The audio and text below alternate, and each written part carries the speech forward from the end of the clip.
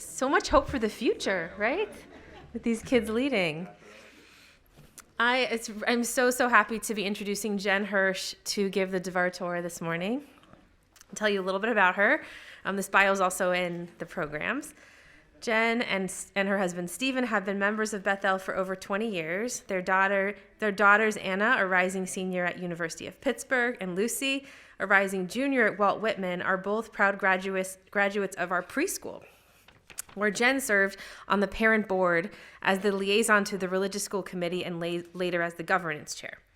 Post Beeps, Jen served as the co-chair and chair of the religious school committee and the vice president for community engagement, and she's currently our executive vice president of the Bethel board.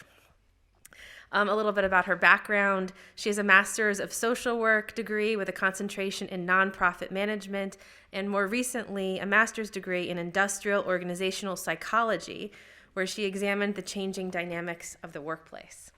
And I just want to add on a personal note, we got to know each other a few years back around Lucy's bat mitzvah, which I got to officiate. And in the years since, Jen is really the kind of person, which many of you know this, but she's the kind of person where she immediately connects with people.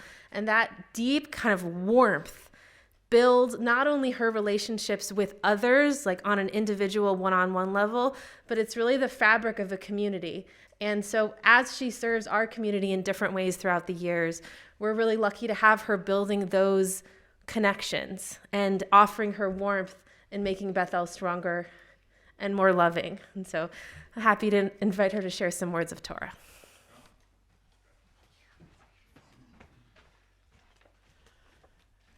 Before I get started, I would be really remiss if I did not acknowledge the fact that my father, who's here from New York, his birthday is also this week, and he will be turning 86. So I'm incredibly happy and proud to be able to share today with my dad and with everybody else who's celebrating a birthday. I also just wanted to really thank the clergy for this opportunity, because this time, this is my third, I believe, Devar, that I've been able to offer from the Bima, and I deeply appreciate this opportunity each summer because it gives me a chance to really pause and reflect on the week's Torah portion, and if I'm being honest, without this opportunity, I would not make the time to do that, and I would really be missing out. And for the record, that is not a plug for Torah Story that was given to me from the clergy. I genuinely feel that way. So all that said, let's go ahead and dive in. As the rabbi mentioned and we talked about, Parsha Shoftim is packed with content. While some of week's readings are stories that invite us to examine characters and plot lines, this week's Parsha is more about specific rules and laws and expectations that Hashem has for how the Jewish people should behave in the Promised Land. Specifically in this week's reading, Moses reviews the justice system for the Israelites, talks about the limits future kings should have on their possessions, identifies the unique role of the priests and the Levites as interpreters of the law, and describes the laws of warfare. Upon first review, I was delighted that this week's Parsha included the famous line, Tzedek, Tzedek, Tirdof, justice, justice you shall pursue, because it seemed so timely. And then, upon second review, I realized I didn't want to touch that with a 10-foot pole. The concept of justice is essential to the Jewish people and to humanity, but in today's world, it is a much bigger topic than I felt comfortable addressing succinctly. Instead, my goal for this morning is to pull out another, maybe lesser-known line from the reading and offer some food for thought as we all continue to navigate the complexities of life in 2025. Ki ha'adam etz hasadeh, literally, for man is a tree of the field. While this line is often remembered around Tu B'Shvat or highlighted as evidence of the Jewish people's commitment to the land and to environmentalism, in the context of this week's reading, this line is used while describing the laws of warfare. Specifically, Moses instructs the Israelites, if you besiege a city for many days to wage war against it in order to capture it, you must not destroy its fruit trees. For since you may eat from them, you must not cut them down. Is the tree of the field a man who is able to come into the besieged city fleeing from you? Since food is required for life, in this context, the commandment to refrain from destroying fruit trees can be interpreted as another way to emphasize the sanctity of life. For me, however, the frame, Ki ha'adam etz hasadeh, for man is a tree of the field, brought forth a beautiful image of trees as humans, or humans as trees. Why do I love this image? because there are so many comparisons between sustaining humans and sustaining trees. Trees, like humans, need water, sunlight, and oxygen. Trees, like humans, are expected to stand strong in a variety of seasons. Trees, like humans, flourish in the right environment. But most of all, understanding that trees are simultaneously growing down into their root systems while stretching up towards the sky with their branches and leaves is a core principle in understanding human nature. A tree's deep root system often mimics what we can see above ground in the branches and leaves. Similarly, for humans to continue to evolve and grow, we must seek groundedness in our value while simultaneously reaching towards our aspirations and ideals. Trees are a living example of duality, growing upwards and downwards simultaneously.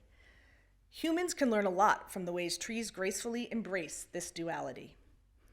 In Judaism, there are several teachings that invite us to explore life's duality, the yin and the yang, if you will. We have the Tale of Two Pockets, a Hasidic teaching accredited to Rabbi Simcha Bunim that suggests everyone walk around with a note in each of their pockets, one that reads, "For my sake, the world was created," to remind us of our inherent worth and potential, and one that reads, "I am nothing but dust and ashes," to remind us of our mortality and possibly to not take ourselves too seriously. Holding each of these seemingly opposite ideas simultaneously is important for well-being. That is duality. We have another beautiful teaching about lighting the Shabbat candles and how each week when we light the candles, we send our prayers upwards towards Hashem through the flame and welcome the Spirit of Hashem into our homes and into our lives through the dripping of the wax downward. In this way, the Shabbat candles can represent both our aspirations and ideals rising up through the flames and the reality of our life here on earth, with the dripping wax that we'll have to clean up after Shabbos. That is also duality. And of course, we have Ecclesiastes chapter 3, perhaps one of the most well-known chapters that paints a clear picture of the duality in life by teaching us there's a time for every matter under heaven, a time to give birth, a time to die, a time to plant, and a time to uproot that which is planted. I had always interpreted that poem to mean that there was a unique, isolated time for everything. A time to break and a time to build, a time to weep and a time to laugh. I now realize that while there is a time for everything, those times may be occurring at the same time, simultaneously. This concept was brought to life in my family when our youngest daughter was born only a few short hours after my husband's grandmother died. My mother-in-law left her mother's body in the care of her sisters and came to the hospital to meet her brand new granddaughter. A time to give birth and a time to die. Those moments required us to hold so much joy and sorrow at the exact same time. That tension is uncomfortable, and I believe that tension of duality is exactly what is being asked of us today as we continue to navigate the complexities of 2025. So, this week, as we move about our days, I invite us to consider where the tension of duality shows up for us. What are the seemingly opposite truths or emotions that we are being asked to hold at the same time? How can we work towards finding equanimity and balance within that tension? And then I invite us to remember that humans, like trees in a field, were designed with the capacity to gracefully embrace dualities in life, to grow both upwards and downwards, and to use that understanding to create a more peaceful and compassionate world. Ken Yehi Ratzon, and Shabbat Shalom.